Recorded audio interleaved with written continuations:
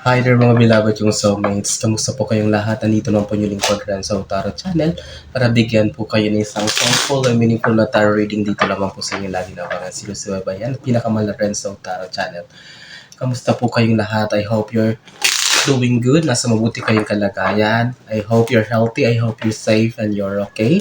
Mega shoutout po sa lahat ng ating soulmates sa buong Pilipinas at sa buong mundo na lagi nanonood nakaabang at nagbibigay ng nakakataba sa puso na komento. Ating pong reading ngayon ay alamin natin ang kapalaran at maganap para sa buwan ng February para sa ating mga pinakamahal na nasa sign ng Taurus. This is for you, Taurus, Sun, Moon, Rising, Venus. Takes what only resonates. And kapag naka-resonate po kayo, wag niyo po kalimutan na mag-comment, like, and share. And of course, don't forget to subscribe. Sige, last one shuffle for you, Taurus. At wag na nating patagalin pa. Okay. This is for you, Taurus, Sun, Moon, Rising, Venus. Kunin na natin yung 10 baraha. Spirit Universe, Spirit Guides, Angels, Ancestors. 10 cards please for Taurus. Para sa buwan ng February 2026, mga pinamahal kong Taurus, maraming salamat po sa inyong walang sawang tiwala, support at pagmamahal. Kung wala po kayo, ay wala po ang success ng Renzo Tarot Channel. Spirit Universe, Spirit Guides, Angels, Ancestors. 10 cards please. Nagpakita. Balik natin. 10 cards please. Yun, nagpakita. Balik rin po natin. Pasensya na ha, baka mamaya nagtaka kayo mga bago dito. Parang ang kalat. Makalat, magulo, mag-shuffle. But don't worry, dyan po tayo nakakakuha ng magagandang baraha. Okay, just focus on the reading. And dito po ako komportable at dito po ako confident. Okay? Kunin ko nga to, 5. So, meron na tayong 5. Just 5 cards please for Taurus. 6. Last 4 cards, Spirit Universe, Spirit Guides. 7, 8, 9, then 1 more. Spirit Universe, Spirit Guides, ito. 10. Okay. Your 10 cards, Taurus, are now complete. I know that you're excited. Huwag na nating patagalin pa. February 2026, ano bang meron? Ano bang ganap? Let's begin your reading with, Hierophant. February 2026, Taurus, expect na magiging active or magiging malakas yung kutob intuition nyo. Expect also that it is normal baka mamaya parang manibago kayo, mananaginip kayo ng mga weird, mananaginip kayo ng mga something strange, parang ganun, parang lagi kayong kukutuban, parang something around you is like, you can feel energy, parang may mararamdaman kayo, parang bawat kutob nyo, bawat hinala nyo sa tao ay laging tama. Parang it's like your spirituality will be heightened also. Okay, Taurus, ito nakikita ko dito sa Hierophant card na ito. Huwag kayong manibago dyan, okay? And siguro just embrace it and just go with it. It's normal for you, Taurus. Normal lang starting February na parang medyo weird ang mga bagay-bagay sa'yo. Makakakita ka ng mga angel numbers, mga pattern numbers. Lahat ng mga bagay sa paligid mo ay magko-connect. Okay? But dahil nga ito, sabi ko, don't be surprised, huwag manibago. That's normal for you. Okay? Magiging heightened yung spirituality mo, yung intuition mo, yung mga kutob mo ay laging tama or talagang lalakas.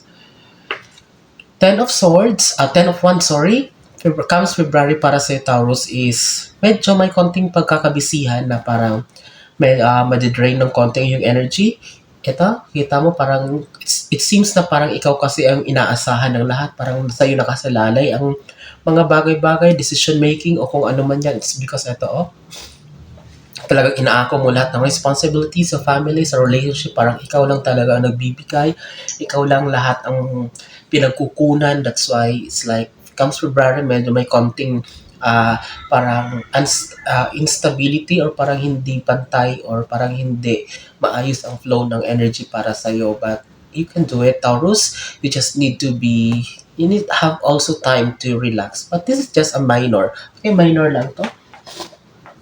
Pangatlo, ayan 4 of Swords. So, maybe you're still stuck. There are some of you na Taurus na parang hindi pa rin makaalis-alis sa isang sitwasyon na hindi na nag-healthy or hindi na nag-workout para sa iyo.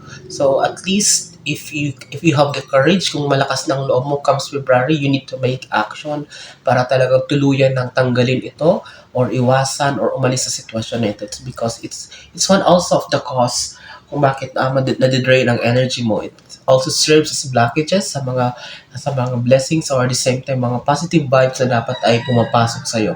Okay? You need to make action and if you feel that you already have the courage o malakas na talaga yung loob mo, matapang ka na, then you need to do it comes February. It's because kapag kinayaan mo ba to, palipasin at palipasin mo pa ng Taurus, it will cause you heavy emotions or heavy burdens in your life. Okay? And then, para sa pang-apat mong baraha, Taurus, oh, this is a very beautiful card, the Sun. So here comes the Sun for you.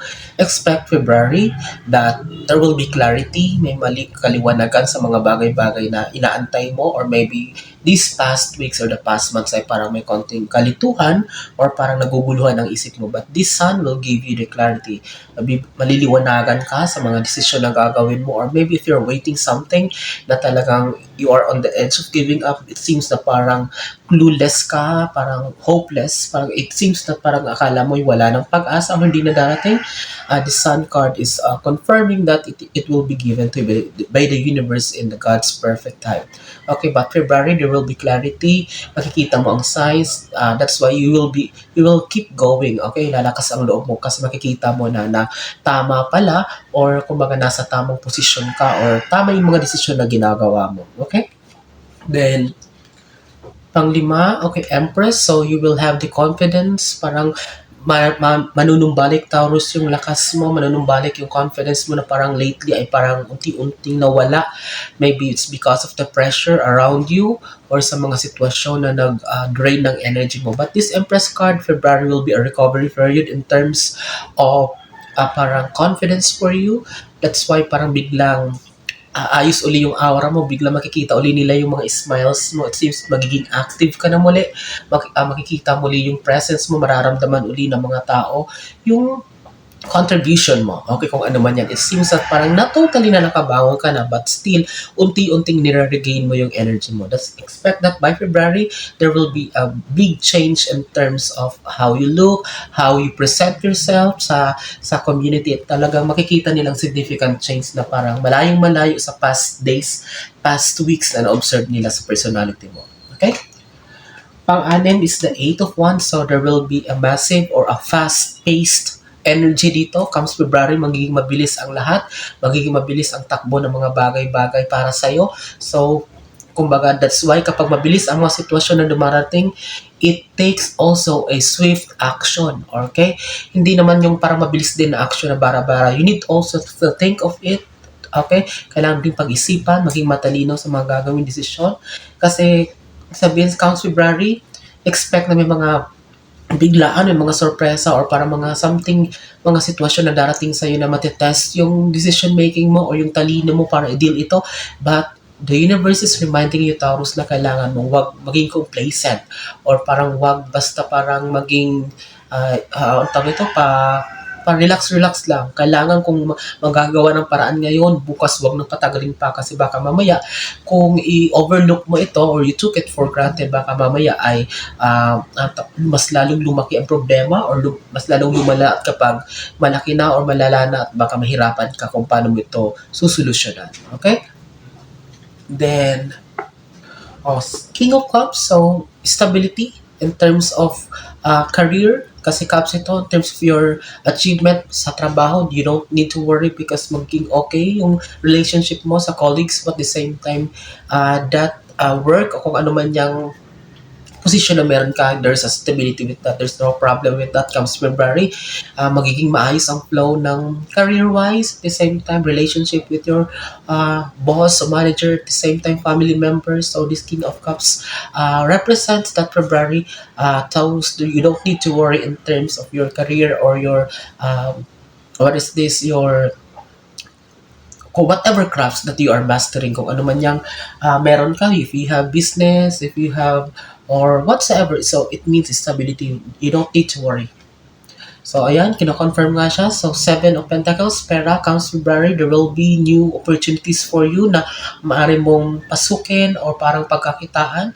Okay, because it seems na para sa hindi pa sapat ang lahat, although medyo okay naman yung flow ng finances mo, but it seems na parang hindi naman ibig sabihin nito ay hindi ka makontento, but it's parang on top of your mind because of what is happening around sa mundo ngayon. Parang gusto mo karoon ng security or parang gusto mo lang na safe na kahit pag dumating yung ganitong sitwasyon, kahit paano may naitabi ka. And that's a good mindset para sa Taurus, okay? February, magsisimula kang magkakaroon ng disiplina sa paglabas-pasok ng parents because you want to save for the future. Okay, ito nakikita natin ito. But in terms of finances, the flow of finances will be very good comes February para sa Taurus. Okay? Expect that, and of course, you will not be worrying about the future. Kailangan mo lang maging matalino. Okay? Panindigan mo lang yan, nasa isip mo, na plano mo na gusto mo magkaroon ng makasave para sa in case of emergency or in case that you need something big extra amount of money, at least you don't need to worry. Okay? Justice, magkatapat sila ng Sun, yung pang mong baraha. Taurus counts Justice is like kumbaga may hatol or parang magkakaroon na ng conclusion yung mga bagay-bagay na tinatrabaho mo for the past months or for the past week. So, expect na parang makakaroon na ng kumbaga final verdict or kumbaga kung ano man yan. Siguro may inaantay ka na result or kung ano man. So, expect because nakatapat siya sa sun that it will be granted. It will go on your favor. So, sabihin, aayon sa yung pabor. Kung maaaring may inaayos ka mga kaso or whatsoever properties. So, it will be on your favor kasi the sun is a very beautiful card. So, whatever you're waiting for approval, promotion, o kung ano man yan Taurus na things na inaantay mo. So, expect, be happy, be confident, claim it that it will be granted for you. Sa'yo, aayon ang maganda or positibo na resulta. Okay? Then, 10th and last card, Taurus, for February 2026 reading mo. Let's end with your 10th and last card, the Lovers. I will be covering this. Okay, the Lovers card. So, it's not literally means na sa relationship, but the Empress. So, yan, magkatapat sila ng Empress card. Itong Lovers card comes February, you will be opening to your heart and your mind to entertain or parang kasi na-busy ka for a long time, parang wala sa mantra mo muna, sa priority mo yung love life. But I can see kay February na mayroong mga Taurus na magsisimula na muling mag-entertain ng suitors, maliligaw, or maybe it's like entering a romantic relationship. So, mag-aayos ka kasi magkatapat sila ng Empress na card. So, parang isa ito sa dahilan para mag-ayusin mo muli yung looks mo, parang magbabago ka ng haircut, magpapapayat ka, o kung ano man yan, just because, not only for yourself, because you're doing it because you have thought na parang you will be opening your life para sa romantic relationship. Okay, kung ano man yan. Or maybe there are some few Taurus na this past weeks ay parang meron na nga nagpaparamdam or meron ng parang nakikita mo na parang they are offering you their life, and then expect February it will be a very beautiful month in terms of that thing sa ganyang relationship. It will blossom or talagang magkakaroon. There are some Taurus na mag-open or will be entering a new relationship and partnership. Okay? And that's it. I hope and I pray na marami nasa side ng Taurus ang makapanood ito ngayon. And kapag naka-resonate po kayo or nagustuhan nyo pong ating reading, don't hesitate to comment. Like and share nyo na rin po. Of course, don't forget to subscribe para mas lalong lumawak ang ating channel at lumawak ang reach ng ating mga videos para marami tayong matulungan na soulmates, mabigyan ng soulful and meaningful na tarot reading. Hanggang sa susunod nating pagsasama, mag-iingat kayo lagi. Maraming salamat. God bless us all.